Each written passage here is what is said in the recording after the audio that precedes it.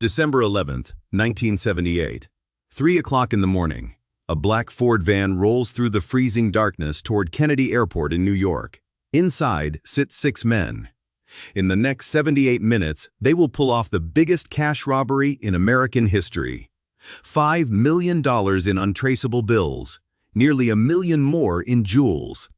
They should have spent the rest of their lives rich.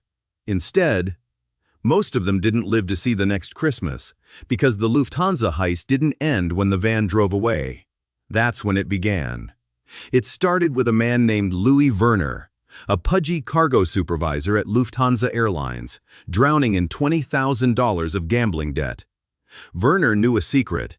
Every month, sacks of American cash flew in from Germany, used, unmarked, untraceable bills, and sat overnight in a vault he had the keys to. Desperate, he whispered the secret to his bookie, Martin Krugman, and Krugman carried it to the one man in Queens you should never bring a secret to, Jimmy the Gent Burke. Burke ran his empire from the back of a dark bar called Robert's Lounge. Cops couldn't touch him. Witnesses forgot his face.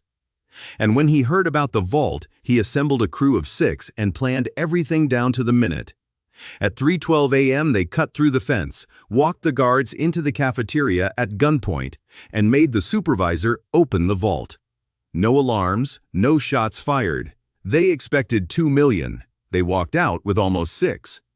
Burke gave one order: sit on the money. No spending, no mistakes. The van disappears tonight. But the getaway driver, Parnell Stacks Edwards, was supposed to drive that van to New Jersey to be crushed into scrap. Instead, he got high, parked it in front of his girlfriend's apartment, and went to sleep. 2 days later, police found it, covered in fingerprints. The FBI now had names. And Jimmy Burke had a new plan. If there was nobody left to talk, there was no case, no loose end. 1 week after the heist, Stacks Edwards was found dead in his apartment. He was just the first. Through 1979, the people connected to the heist began to vanish, one by one. Martin Krugman, the bookie who passed the tip, disappeared forever. Richard Eaton was found frozen solid, hanging in a refrigerated meat truck. Joe Manry and Robert McMahon were found in a parked car, executed side by side. Louis Kafora and his young wife simply vanished. A body washed up on a beach. Another was left burning on a trash pile.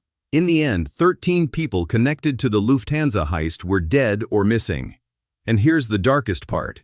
For the robbery itself, only one man was ever convicted: Louis Werner, the inside man who started it all.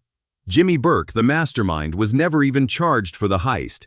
It took his own friend, Henry Hill, turning informant, to put Burke away for other crimes, and he died in prison in 1996, keeping every secret. The $5 million? To this day, not a single bill has ever been found. Some say it's buried under Queens. Some say it went to bosses higher up the chain. Nobody knows. 6 men walked out of that airport with the perfect crime. And that's the lesson buried in this story. The perfect crime doesn't end when you get away with it. Because when the money is untraceable, so are the people who know your name. The Lufthansa heist was never solved. It was silent.